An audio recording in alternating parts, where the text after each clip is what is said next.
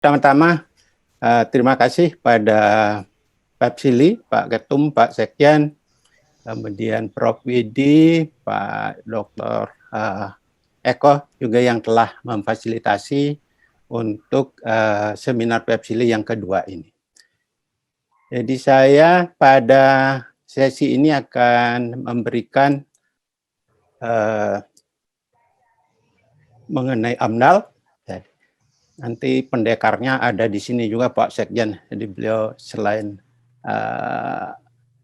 juga sebagai Jadi beliau juga sebagai asesor kompetensi AMDAL. Jadi kalau ada hal-hal yang nanti kurang lurus, mohon diluruskan oleh Pak Sekjen ini. Di kami di LSP yang sama, di LSP LHKI di Yogyakarta, di bawah komandonya Pak Sekjen Komnas HAM, Pak Dr. Tasdianto. AMDAL merupakan satu instrumen ya. Tadi banyak disinggung oleh Pak Dr. Prabang. Memang tempatnya adalah di perencanaan. Ya, jadi di perencanaan. Kalau LCA mungkin sudah lebih jauh kepada proses, kepada produk ya. Yang pada intinya adalah keseluruhan proses dari pengumpulan informasi, menggambarkan rencana usaha dan atau kegiatan, melakukan prediksi, kemudian bagaimana menentukan teknik untuk menghindari, mengurangi, atau mengkompensasi dampak. Selanjutnya masih belum selesai, jadi harus hasil kajian atau hasil studi itu harus dipublikasikan dengan pernyataan lingkungan, kemudian termasuk juga hal-hal yang sifatnya non-teknis yang jelas dari dampak lingkungan, sehingga masyarakat bisa berperan aktif mulai dari awal, jadi mulai dari perencanaan suatu rencana kegiatan sampai kepada pengambilan keputusan. Kemudian proses itu mesti juga dilengkapi dengan konsultasi dengan instansi lingkungan hidup atau instansi terkait lainnya, mempertimbangkan semua informasi-informasi yang diperoleh sebelum memutuskan apakah satu proyek itu boleh dilanjutkan atau tidak. Dan juga dilengkapi dengan pengelolaan. Jadi untuk memastikan bahwa semua dampak yang diperkirakan itu terjadi bisa dihindari, dikurangi, atau ada diperlukan kompensasi. Nah, kemudian tujuan AMDAL sendiri itu antara lain memastikan pemanfaatan sumber daya alam itu efisien, kemudian di dalam kajian tersebut bisa mengidentifikasi dampak-dampak utama, kemudian menghindari kerusakan lingkungan yang serius dan tidak dapat diperbaiki, dan yang paling penting adalah dalam kajian itu bisa memastikan bahwa pengelolaan dampaknya bisa melindungi kesehatan dan keselamatan manusia. Nah, kalau Indonesia secara resmi memang menerapkan AMDAL sejak tahun 86, dan saat ini hampir semua negara di dunia, termasuk Asia itu telah menerapkan AMDAL ini. Nah, tentu terkait dengan dokumen AMDAL yang merupakan kajian ilmiah, tentu pengelolaan dan pemantauan dampak itu mesti dipilih ya. Jadi kalau semua dampak itu mesti dikelola dan dipantau, itu akan sangat kompleks ya. Dan dipilih hanya yang bersifat dampak penting, tetapi juga pengelolaan dilakukan terhadap dampak lingkungan lainnya yang memang dibutuhkan melalui pendekatan yang tiga, yaitu teknologi, sosial, dan institusional. AMDAL merupakan instrumen negara, itu sesuai dengan amanat dari pasal 33 UUD 45, memastikan dan menjamin semua kegiatan ekonomi dilakukan secara berkelanjutan dan berwawasan lingkungan. Nah, dan AMDAL ini digunakan sebagai basis penerbitan perizinan lingkungan, sehingga kualitas dokumen AMDAL itu harus dipastikan merupakan hasil dari satu kajian ilmiah yang sifatnya partisipatif dan dapat digunakan di dalam proses pengambilan keputusan. Nah, apa yang menentukan kualitas dokumen? Jadi kualitas dokumennya sangat ditentukan oleh kompetensi penyusun dan juga kompetensi dari penilai AMDAL. Di dalam bahasan ini, acuan yang digunakan, jadi nanti kalau ada mahasiswa kita yang mengambil mata kuliah ini adalah lebih diarahkan kepada pemahaman kompetensi yang dibutuhkan terkait dengan keputusan dari Menteri Ketenagakerjaan yang digunakan dalam penetapan standar kompetensi dari profesi untuk penyusunan AMDAL ini. Jadi yang kalau nanti kompetensi yang diinginkan itu adalah hanya anggota tim penyusun AMDAL, itu kurang lebih dibutuhkan 14 kompetensi yang nanti kita secara garis besar akan lihat satu persatu dengan studi kasus. Sedangkan kalau KTPA sendiri itu akan membutuhkan 19 kompetensi. Nah, jadi fokus dari perkuliahan di dalam AMDAL ini mesti akan bisa memberikan gambaran dan juga pemahaman kepada mahasiswa nanti terkait dengan kompetensi ini. Sehingga harapan kita nanti mahasiswa yang sudah mengambil mata kuliah ini akan dimudahkan nanti di dalam mengambil sertifikat baik untuk ATPA maupun KTPA ini. Nah, beberapa studi kasus yang kami lakukan akan bisa digunakan sebagai contoh. Misalnya ini yang terbaru di Bali adalah pemindahan dari pusat kebudayaan Bali yang ada di wilayah Kota Denpasar itu dipindahkan ke luar kota dan malah dibangun pada kawasan rawan bencana. Jadi itu satu lokasi yang memang kurang ideal, namun karena hamparannya luas, nah itu menjadi tantangan bagi kajian untuk analisis dampak lingkungan. Kemudian jadi pembangunan PLTA di Kalimantan Utara, kita akan lihat sebagai kasus juga jalan tol yang ada di Bali yang cukup indah, tol Bali Mandara itu yang menghubungkan airport dengan wilayah Nusa Dua. Ya, ini juga itu kajian yang menarik. Kemudian Bali memiliki satu PLTU, ya, pembangkit listrik tenaga uap yang menggunakan batu bara. Nah, ini dengan teknologi bersih itu juga telah kita lakukan kajian. Kemudian yang cukup besar juga adalah jaringan Sutet Jawa Bali. Nah, ini kasus-kasus yang bisa kita gunakan nanti di dalam melihat kemampuan nanti di dalam melakukan analisis dampak lingkungan. Jadi yang pertama, kenapa satu kegiatan wajib AMDAL? Nah, itu mesti dilihat di dalam proses penapisan. Di penapisan sesuai dengan salah satunya adalah Permen LH RI nomor 5 tahun 2012.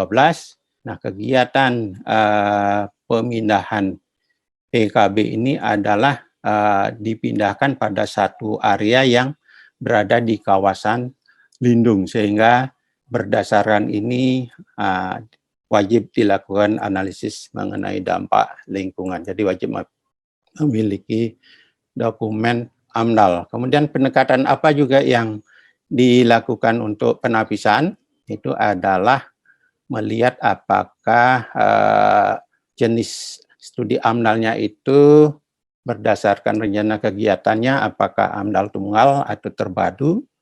Nah, itu dilihat apakah satu rencana kegiatan itu terdiri dari satu jenis kegiatan, kemudian pengelolaannya seperti apa, kemudian apakah ada pengawasan yang berada dari lebih dari satu organisasi. Nah, itu pendekatannya kita gunakan AMDAL terpadu. Kemudian penentuan komisi tentu berkaitan dengan kemampuan dari komisi penilai AMDAL, apakah sudah memiliki lisensi. Kalau tidak, nah seperti kabupaten ini tidak atau belum memiliki KPA yang berlisensi, sehingga penilaian dokumennya itu dilakukan oleh komisi penilai AMDAL yang lebih tinggi, yaitu yang di tingkat provinsi. Selanjutnya, tentu dari penentuan kelayakan lingkungan, yang pertama kriterianya adalah apakah satu rencana usaha itu dia sesuai dengan tata ruang atau tidak. Nah, tentu kita bisa lihat di Perda, apakah Perda kabupatennya, Perda provinsi, sehingga bukti-bukti pendukung dari bahwa rencana kegiatan itu adalah sesuai dengan tata ruang mesti kita cermati dari awal. Nah, contohnya ini adalah dari pola ruang yang kita lihat dari peta, kemudian kita lakukan overlay, sehingga itu memastikan bahwa rencana kegiatan itu sesuai dengan tata ruang. Kemudian kemampuan dari penyusun itu mesti memastikan bahwa peta lokasi dari satu rencana kegiatan itu bisa digambarkan dalam satu peta tematik, ya. Jadi yang berdasarkan atau memenuhi kaedah-kaedah kartografi. Seperti misalnya ini lokasi yang tadi itu bisa dilihat kondisi di mana lokasi dari rencana kegiatan itu, kemudian mana batas proyeknya, itu bisa secara jelas diperlihatkan di dalam peta yang kita buat. Ya, termasuk lokasi ini ada di mana, jadi kita insert. Kalau di Bali pasti dia jelas tempatnya. Kemudian misalnya PLTA, ya PLTA yang ada di Kalimantan Utara, lokasinya itu di mana. Jadi peta ini mesti bisa memperlihatkan lokasi masing-masing PLTA. Jadi kalau di sini ada 5 bendungan yang dibangun, nah itu lokasinya ada di mana. Jadi di insert peta Kalimantan bukan kurang lebih lagi. Jadi koordinatnya itu pasti, sehingga lokasi dari rencana PLTA yang ada 5 ini dengan kapasitas kurang lebih 6.800 megawatt itu berada di mana dengan batas-batas yang jelas. Selanjutnya, contoh lain adalah di mana lokasi dari jalan tol Bali Mandara yang dibangun. Jadi kalau ini adalah kaki Pulau Bali, nah ini bisa diperlihatkan bahwa lokasi dari rencana kegiatan pembangunan jalan tol itu berada di wilayah ini, ya, sehingga bisa dilengkapi dengan hal-hal yang detail lagi, ya. Kemudian contoh yang lain adalah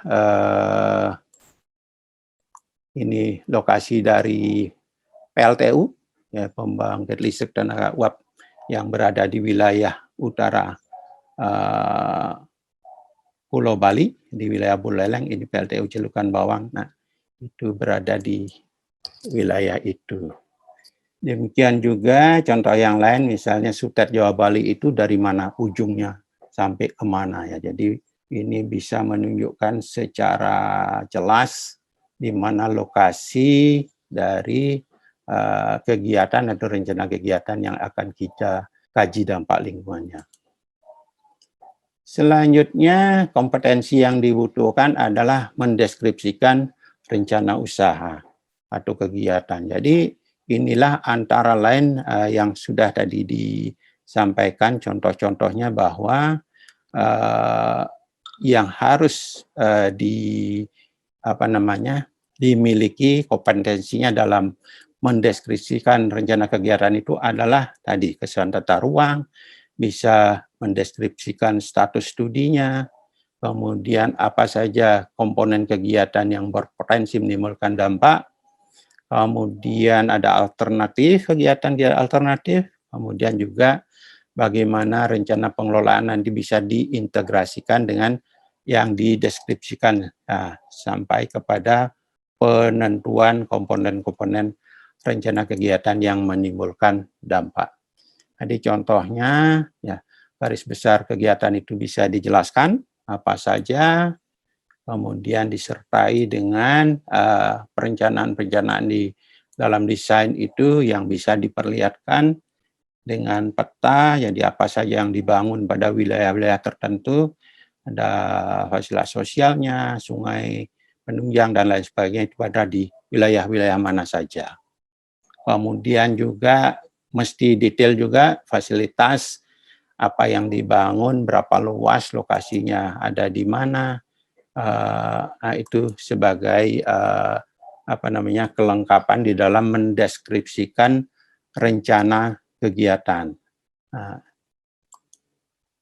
Selanjutnya ke kompetensi berikut yang dibutuhkan di dalam penyusunan AMDAL itu apakah kemampuan di dalam melakukan deskripsi komponen lingkungan hidup yang terkena dampak itu pada tahap awal sebelum penyusunan kerangka acuan, kemudian bagaimana mendeskripsikan rencana kegiatan yang ada di sekitar lokasi, dan mampu menyusun rona lingkungan hidup awal yang akan digunakan untuk memperoleh atau memperkirakan dampak potensial yang akan terjadi. Jadi rona lingkungan awal itu bisa diperoleh kalau untuk persiapan kerangka acuan itu masih sebagian besar dari data sekunder. Nah, termasuk melingkupi komponen geofisik kimia, kemudian juga terkait dengan kualitas udara, fisiografi, hidrosionografi kalau wilayah studinya itu ada di sekitar perairan. Kemudian parameter-parameter yang lain. Jadi karena kawasan itu misalnya berada di kondisi rawan bencana, itulah yang rona lingkungan hidup yang mesti dipersiapkan secara garis besar, karena kita masih menyusun dokumen yang pertama, kerangka acuan. Jadi profilnya kita mesti peroleh dengan lengkap, kemudian bagaimana rona lingkungan biologinya, kemudian sosial ekonomi, sosial budaya, dan kesehatan masyarakat, termasuk juga kondisi awal lingkungan terkait dengan transportasi.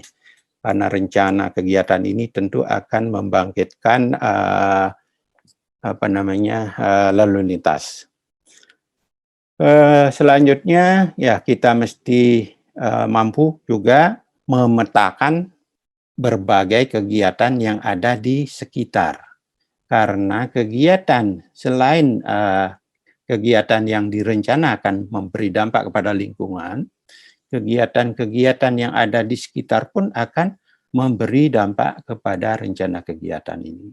Dan ini diperlukan nanti di dalam melakukan penentuan dampak potensial. Jadi interaksi dari rencana kegiatan, komponen lingkungan, kemudian kegiatan yang ada di sekitar, serta masukan saran tanggapan dari masyarakat. Nah, ini kegiatan-kegiatan yang ada di luar ini adalah pada studi PLTA yang ada di Kayan, ya. Jadi semua detail apa kegiatan yang ada di sekitar existing itu mesti kita identifikasi. Kemudian ini yang PLTU, jadi apa saja kegiatan-kegiatan yang ada di sekitarnya kita petakan, termasuk ini contoh yang di Sutet ya. Jadi karena memang jalur Sutet ini sangat panjang, jadi ini memang satu studi yang cukup lama kita lakukan. Termasuk juga apa namanya jalur dari transmisi ini masuk ke kawasan Taman Nasional, jadi Baluran dan juga Taman Nasional Bali Barat. Selanjutnya kompetensi yang berikut adalah kemampuan untuk merencanakan keterlibatan masyarakat, bagaimana melibatkan masyarakat dalam proses AMDAL, mesti mampu merencanakan, kemudian memfasilitasi, melaksanakan konsultasi publik dan merumuskan hasil dari pelibatan masyarakat. Ini contoh-contoh pengumuman media yang harus dilakukan, kemudian juga pengumuman di lokasi. Nah, ini satu contoh dari proses sosialisasi mungkin yang sangat jarang. Jadi sosialisasi itu dilakukan dengan studi banding, tidak difasilitasi di dalam negeri, tapi sampai ke luar negeri, karena pembangunannya itu adalah pembangkit listrik tenaga air terbesar di wilayah Indonesia, mungkin di Asia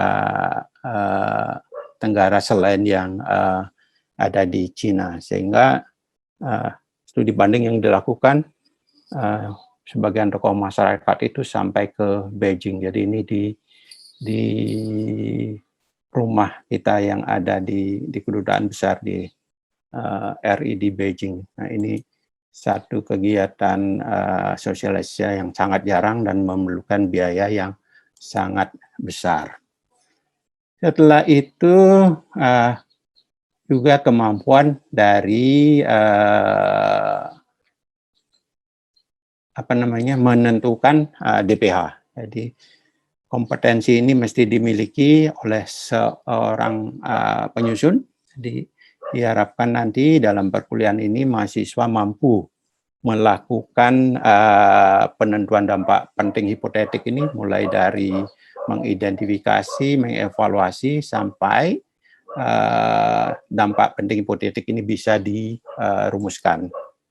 Ini contoh dari bagaimana bagan alih proses pelingkupan dilakukan. Jadi kita menginteraksikan antara rencana kegiatan yang ada di sekitar, deskripsi rencana kegiatan proyek, kemudian deskripsi dari zona lingkungan, saran masukan dan tanggapan dari masyarakat, ini yang diinteraksikan, diperoleh dampak potensial. Kemudian bagaimana evaluasi dampak potensial ini bisa menghasilkan DPH yang selanjutnya akan dilakukan perakiraan dan evaluasi secara holistik di dalam penyusunan AMDAL. Ini contoh list dari dampak potensial pada masing-masing komponen lingkungan utama. Kemudian setelah melakukan evaluasi, diperoleh DPH dari semua parameter pada masing-masing komponen lingkungan. Jadi semua parameter inilah nanti yang akan diidentifikasi, diperakirakan, dan dilakukan evaluasi untuk memperoleh arahan pengelolaan. Ini contoh ringkasan hasil identifikasi yang mesti disusun.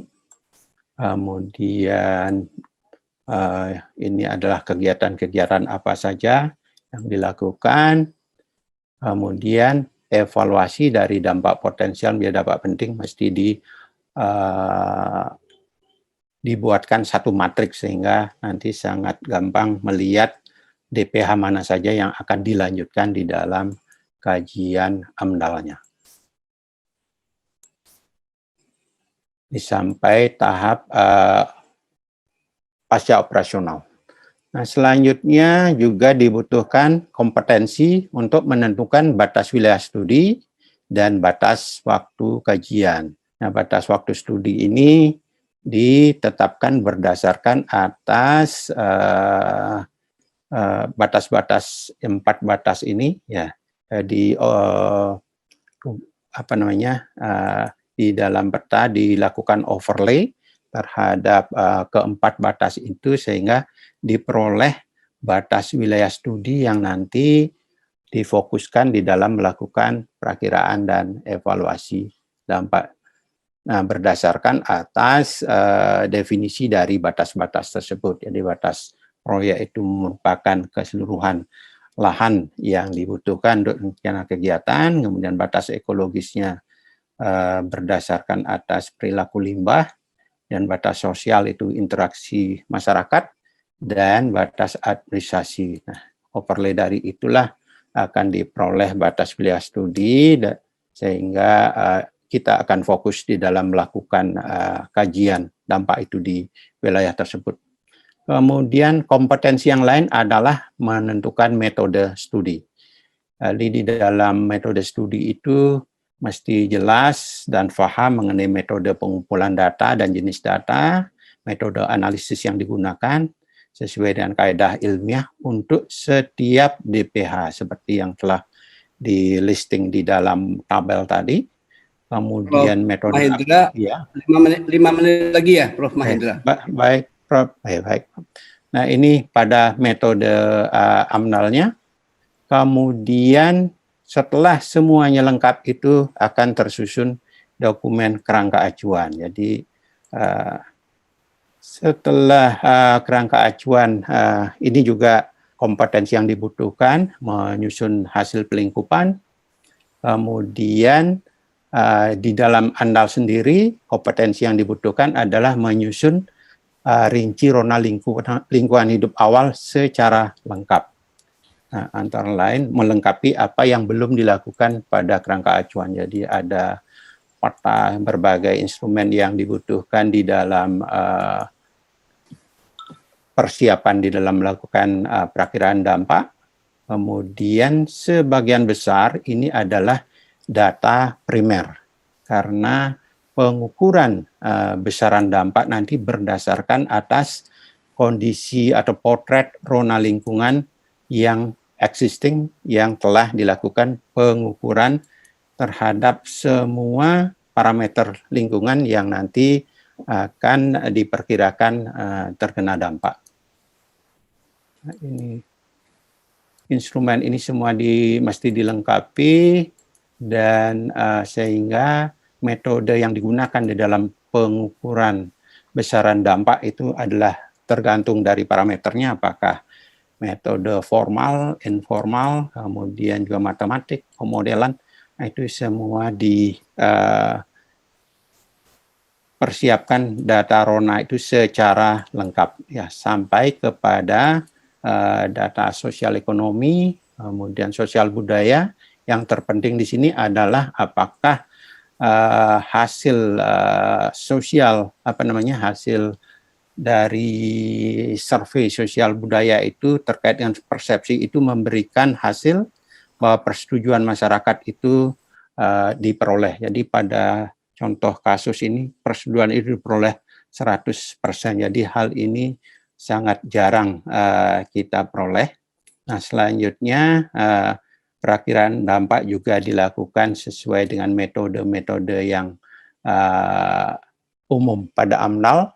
Kemudian besaran dampak itu diukur dengan metode formal, ya. Kemudian pentingnya dampak itu kemudian diukur dengan menggunakan 7 kriteria penentu dampak, sehingga hasilnya kita mesti tabelkan seperti itu. Sehingga definisi dampak yang kita gunakan juga sudah kita tentukan. Kemudian yang terakhir adalah melakukan evaluasi secara holistik terhadap semua jenis dampak yang ditimbulkan. Nah, kemudian akan diperoleh di dalam bentuk bagan alir ini setiap tahapan kegiatan, semua jenis dampak yang sifatnya primer atau sekunder. Nah, itu yang nanti merupakan yang ditelaah nanti di dalam arahan pengelolaan. Nah, contoh arahan pengelolaan itu adalah masing-masing pada penetapan sudah kami perlihatkan ya, karena waktu tidak semua bisa kami sampaikan. Namun yang terakhir adalah bagaimana kriteria yang digunakan di dalam menentukan kelayakan lingkungan. Jadi ada 10 kriteria yang digunakan di dalam penilaian kelayakan lingkungan. Jadi yang pertama adalah tata ruang sesuai apa tidak, apa dasar dari penentuan itu, kemudian apakah rencana tata ruang itu sesuai dengan peraturan perundangan, kemudian kebijakan perlindungan dan pengelolaan lingkungan itu apakah diikuti atau dipenuhi oleh pemrakarsa, kemudian juga apakah wilayah usaha itu tidak bertentangan dengan kepentingan pertahanan. Kemudian yang keempat, apakah telah dilakukan perakiraan cermat terhadap besaran dan pentingnya dampak. Kemudian yang kelima, apakah telah dilakukan evaluasi secara holistik. Kemudian bagaimana kemampuan dari pelaku usaha untuk menanggulangi dampak. Yang keenam. Ketujuh, rencana kegiatan tidak mengganggu nilai sosial masyarakat. Dan kedelapan itu rencana usaha tidak mempengaruhi entitas ekologis. Yang kesembilan itu adalah tidak mengganggu kegiatan yang ada di sekitar. Yang terakhir adalah apakah tidak dilampauinya daya dukung dan daya tampung lingkungan. Baik, Prof, saya kira itu yang penting pada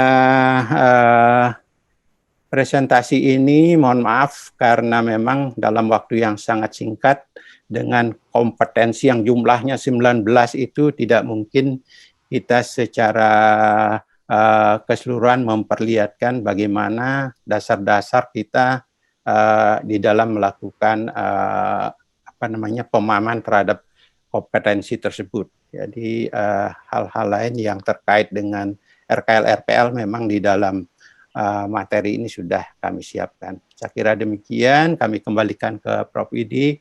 Terima kasih atas perhatian Bapak dan Ibu sekalian.